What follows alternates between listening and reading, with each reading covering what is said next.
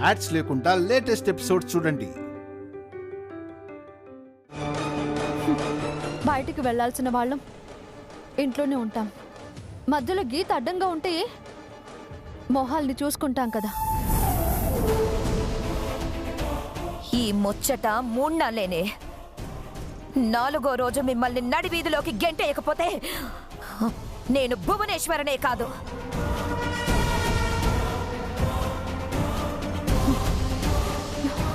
నాలుగు రోజుల్లో ఈ గీతను చెరిపేయకపోతే నేను కూడా దివ్యని కాదు.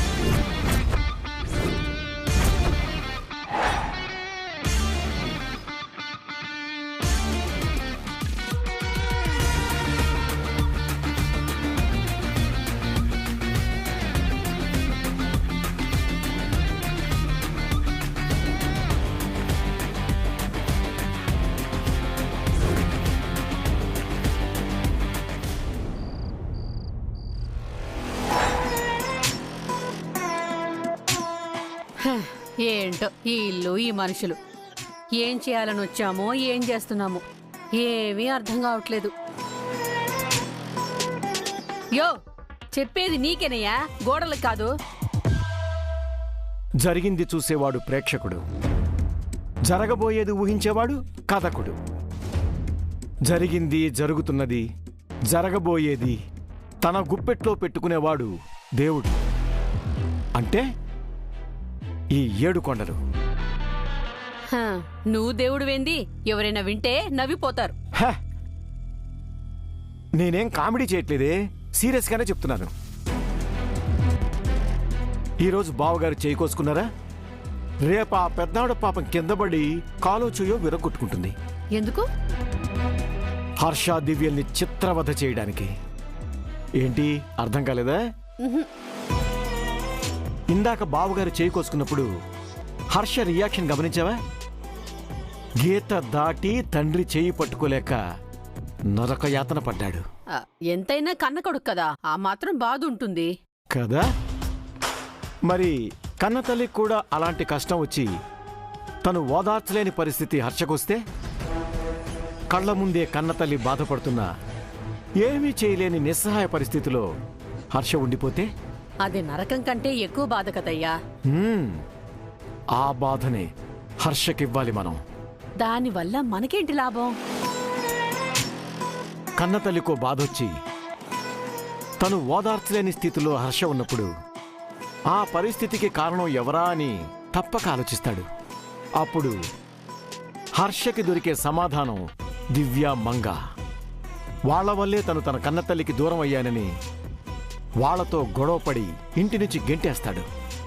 ఆ తర్వాత వాళ్ళు దూరం అయ్యారని మందుకు బానిసై తాగి తాగి ఏదో ఒకరోజు చస్తాడు.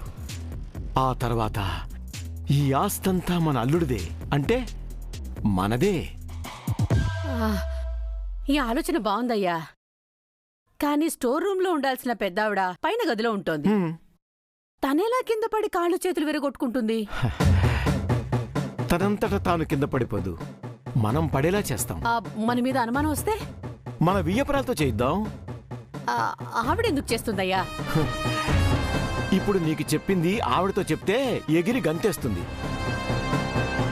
మెట్ల మీద ఏ నూనో ఆముదమో పోసి పెద్దావిడ కింద పడేలా చేస్తుంది. మరి వియ్యంకులకు అనుమానం వస్తే? ఆయనకిప్పుడు కోపం తప్ప వేరే ఏ ఎమోషను లేదు.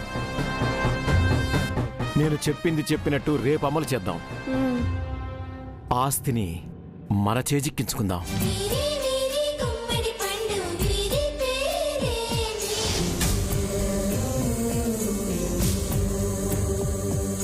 తాగుడు మూతల దండా కోరు వీరి పేరేమి,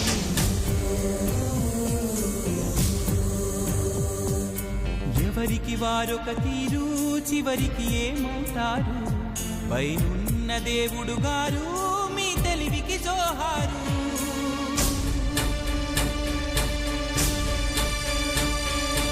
బంధం అనుకున్నది పండగ మారునా, దూరం అనుకున్నది చెంతకు చేరునా.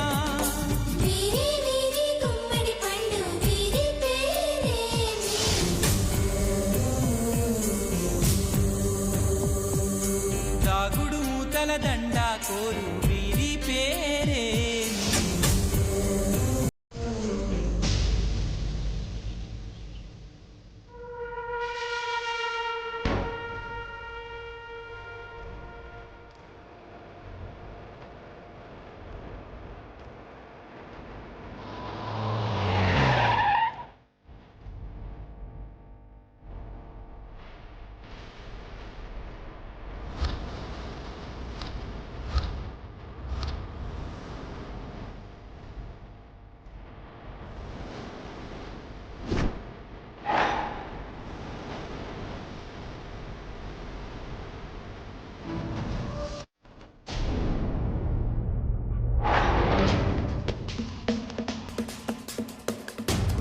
రక్తం చెరిపినా గీత దాటినా మీ ముందే నా ప్రాణాలు తీసుకుంటాను. ఇంకా మీకు ఇక్కడే ఉండాలనిపిస్తుందా? ఇలాంటివి ఇంకా ఇంకా చూడాలనిపిస్తుందా?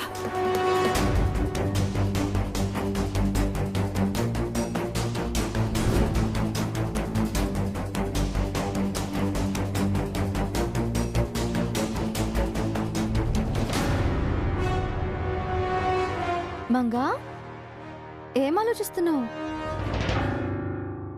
మళ్ళీ చిట్టి రాసిపెట్టి ఇంట్లో నుంచి పారిపోయే పనులు చేయకు. బుద్ధిగా స్కూల్కి వెళ్ళి చదువుకో. ఇల్లు, స్కూలు అంతే, ఇంకేం ఆలోచించుకో. వింటున్నావా? హర్ష డాడీని చూస్తుంటే చాలా బాధగా ఉంది మమ్మీ.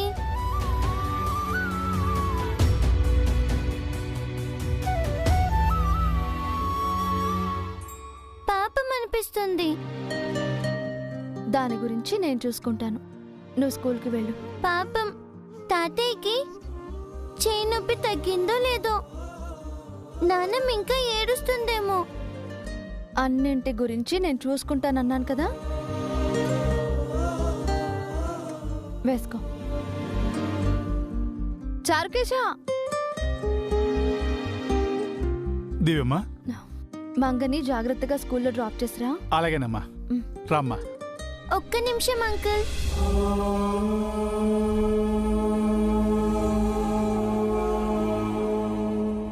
డాడీ.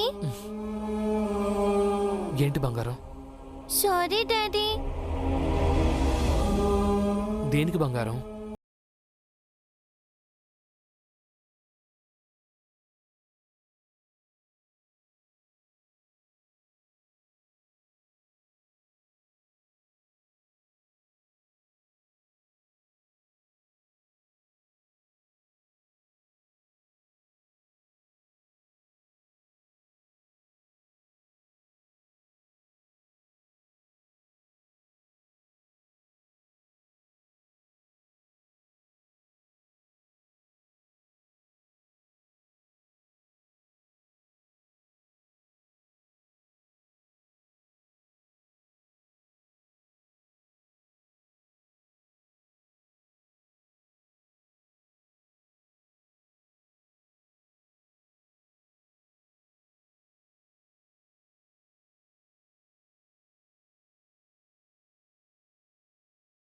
నిజమే చెప్పాలి.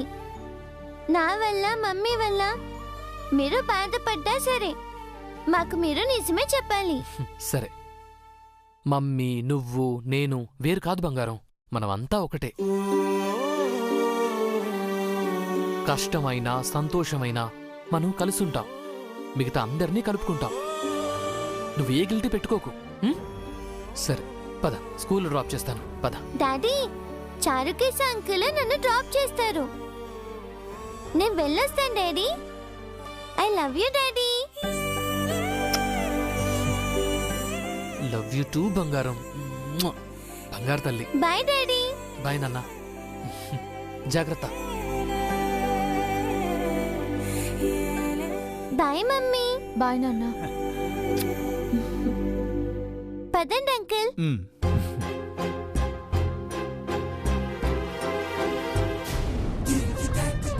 అదివో అల్లదివో శ్రీహరివాసము.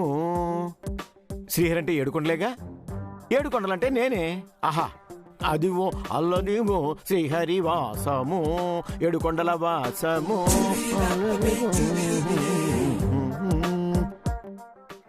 అంతా 7 hills తాతయ్య వల్లే అంకుల్.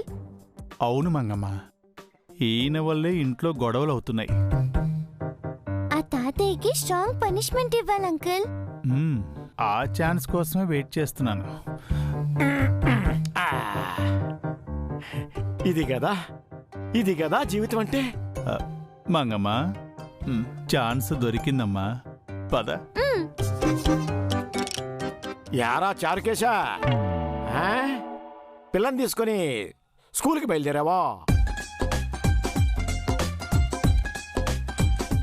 ఏంట్రా మిడిగుడ్లేసుకుని అలాగే చూస్తున్నావు? ఓ, మేము మాట్లాడుకోకూడదు కదూ? ఇప్పుడు మాట్లాడుకోవచ్చు. ఒకసారి కిందకు చూడండి. చూసా. అయితే ఏంటంట, కింద ఏమైనా ల్యాండ్ మైన్ ఉందా?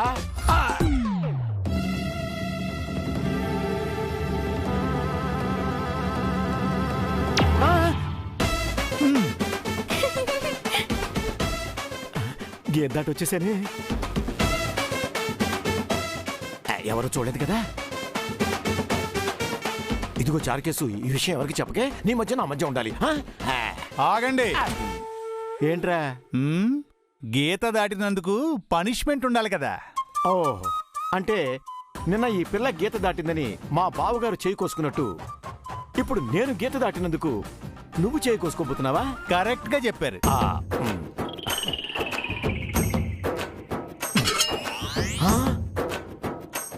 ఏమి రోయ్, బ్యాగులో కత్తులు పెట్టుకు తిరుగుతున్నావు?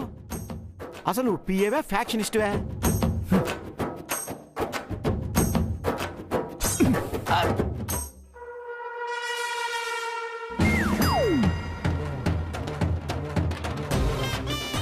చెయ్యి కోసుకొని కూడా అరవేంట్రా?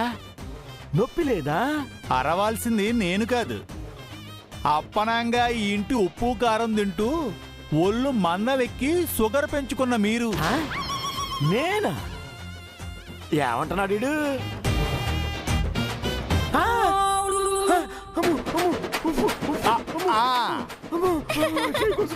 నీకు షుగర్ ఎక్కువైపోయి చెయ్యి తెగినా తెలియట్లేదు. ఓరి నీ మొహం మండ, నా చెయ్యి కోసావేంట్రా? అమ్మో అమ్మో అమ్మో అమ్మో రక్తం! అమ్మో అమ్మో అమ్మో అమ్మో అమ్మో అమ్మో రక్తం! బాబోయ్ బాబోయ్ రక్తం! బాబోయ్! అమ్మో అమ్మో అమ్మో అమ్మో! ఏమైందయ్యా? ఏమైంది? ఏమైందన్నా?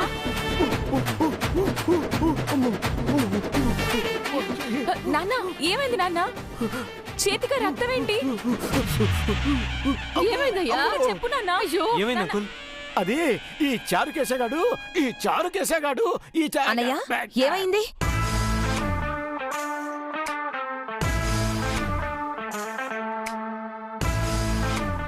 క్షమించండి సిస్టర్, పొరపాటున గీత దాటి అటు వెళ్ళాను.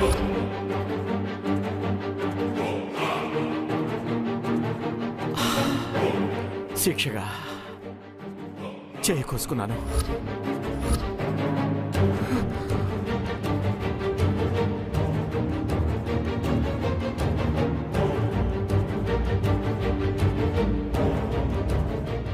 వాళ్ళు గీత దాటినా మనం గీత దాటినా మనకే శిక్ష. వెంటనే ఈ పద్ధతి మార్చాలి. కరెక్టే సిస్టర్, లేదంటే ఈ గీత ఎంతమంది రక్తం తాగుతుందో. జాగ్రత్త అన్నయ్య గారు. వదినా, అన్నయ్య సంగతి చూడు.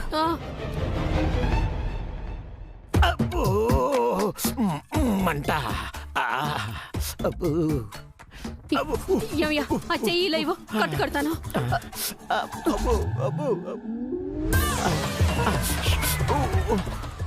బంగారం లాంటి చీర చించి పాడు చేయడం ఎందుకు?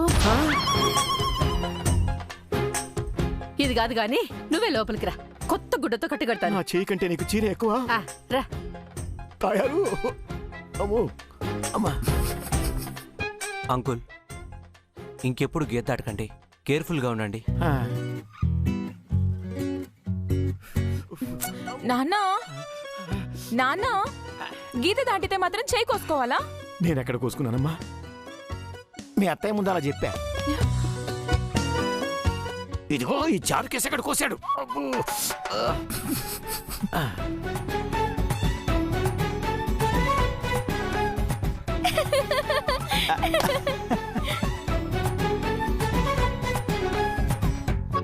వీళ్ళని ఊరికి వదిలిపెట్టకూడదు నాన్న, వీళ్ళంతా చూడాలి. హలో, మీరు కూడా వెళ్ళండి సార్, వెళ్ళి కట్టు కట్టించుకోండి. రే చారుకేశ, నా చెయ్యి కోసావు కదూ, నిన్ను వదిలిపెట్టనురా. దెబ్బకి దెబ్బ తీస్తాను, పగ తీర్చుకుంటాను. హలో ఏడుకొండల గారు, ఫస్ట్ టైం కదా అని జస్ట్ చెయ్యి కోసాను. ఇంకొకసారి గీత దాటితే ఏం కోస్తానో నాకే తెలీదు. పదమ్మ మంగమ్మ.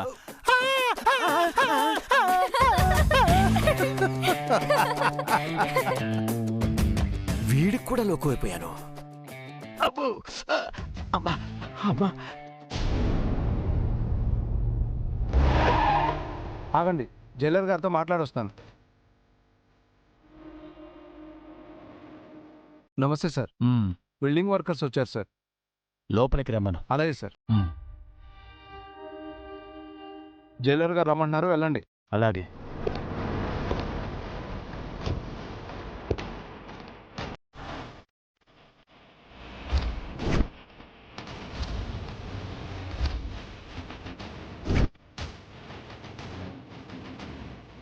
నమస్తే సార్. నమస్తే. అక్కడ ఊడిపోయిన గ్రిల్స్ వెల్డింగ్ చేయండి. అలాగే, వెళ్ళండి.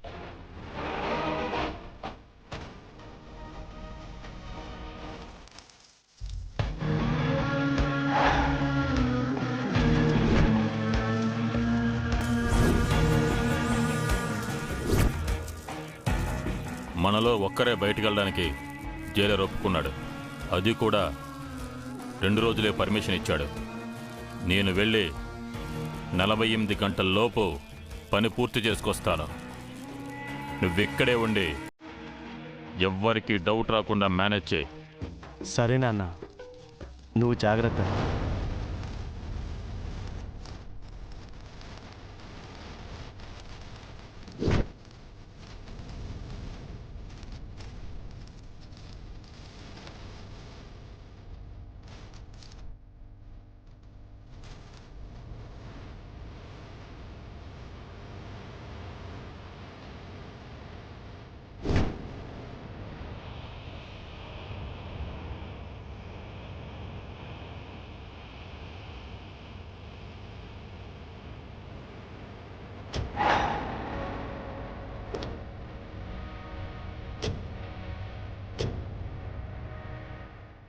పోనే.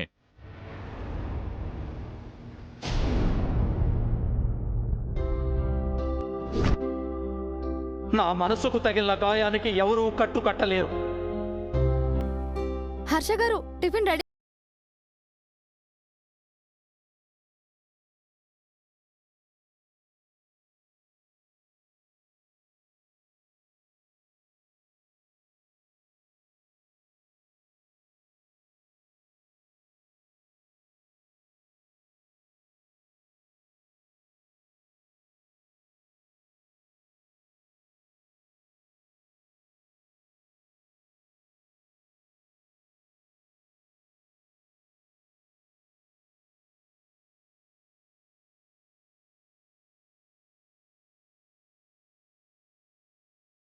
పట్టుబడతారనుకోలేదు. నాకు తెలిసి నాన్న చిన్న నొప్పిని కూడా తట్టుకోలేరండి. అలాంటిది తనకు తాను తన చేతిని గాయపరుచుకుని అలా రక్తం కారుతూ ఉంటే అంత బాధను ఎలా భరించారు? అసలు అంత నొప్పిని ఎలా తట్టుకున్నారు?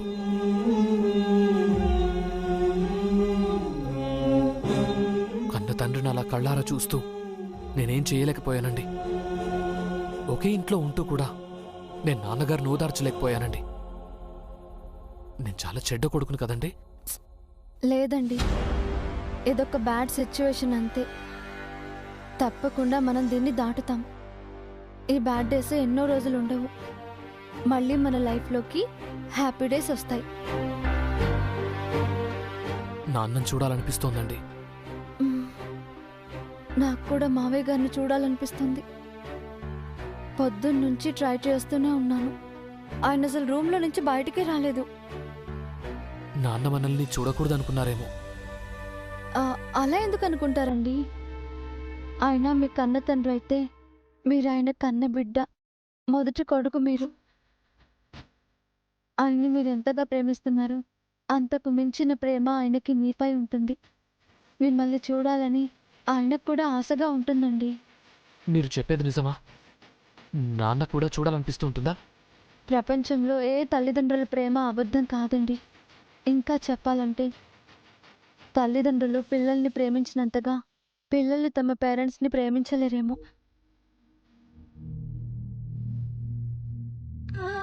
సర్లేండి, మీరు ఈ రూమ్లో, మావయ్య గారు తన రూమ్లో ఉంటే మీరు ఒకరినొకరు చూసుకునేది ఎలా? మీరైనా బయటికి రండి, అప్పుడు మావయ్య గారు కూడా హాల్లోకి వస్తారు. రండి. అలా చూస్తున్నారేంటండి, రండి మీరు. ఏ కన్నులు చూడని చిత్రమే చూస్తున్నది నేడు నా ప్రాణమే.